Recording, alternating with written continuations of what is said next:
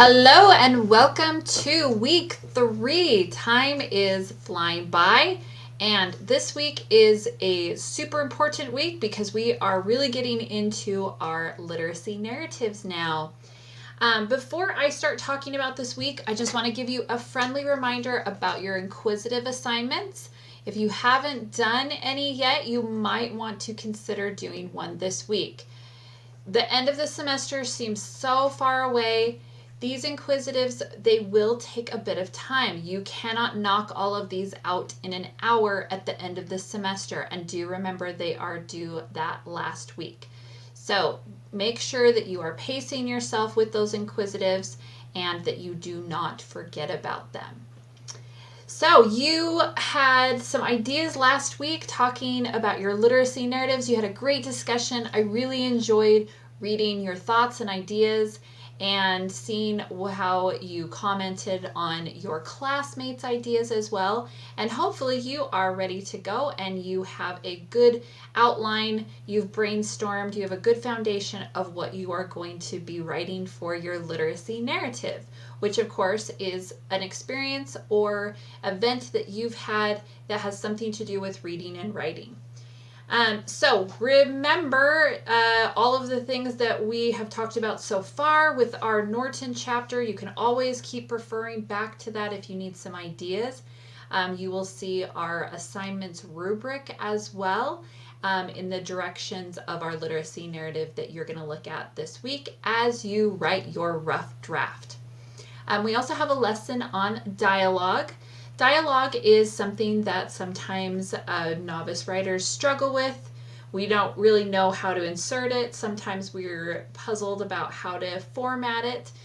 So you have a short assignment that is going to talk about dialogue because I do want you to insert a little dialogue within your narrative and use that to drive the story or to help build characterization. Those are always good reasons to use dialogue.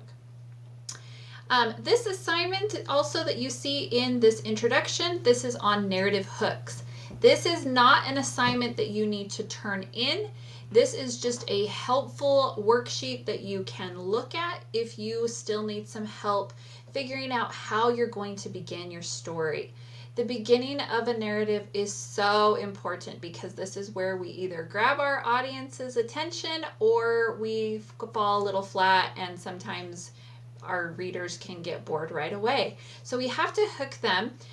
So you'll see on this worksheet, again, this is not something you're going to turn in. This is just something you can peruse to kind of get an idea of different hook types that are out there, and something might jog an idea within you and you'll have an idea as well. So we have like a puzzling hook, which immediately makes the reader ask a question. Our Norton book talked about that. Here's an example. My little brother and I moved quietly down the long, cold hallway, making sure to stay low and out of sight of the kitchen. And of course, that sentence right away makes the reader start wondering what's happening and asking questions. This is another kind of hook, the direct address, but as you will notice in our rubric, this is very important. I want you to stay away from direct address. Direct addresses means when you are talking directly to the reader and you will use the word you. I want this narrative to be written in first person point of view, so you should be using I and me, but I want you to try and stay away from direct address. So this is an interesting hook to think about, but I want you to stay away from direct address. There's lots of other hooks that you can look through and see how you possibly want to start your story. Your rough draft is due this week. It is essential. It is imperative. It is all-consuming important that your rough draft is turned in on time this week because we are going to be doing peer reviews. And if your rough draft is not turned in on time, it's going to have a hard time getting some peer reviews because I need to be able to assign everybody their peer review on the same day, and everyone needs the exact same time and courtesy to review your work as well. So please do yourself a favor. Please make sure that your rough draft is turned in on time this week.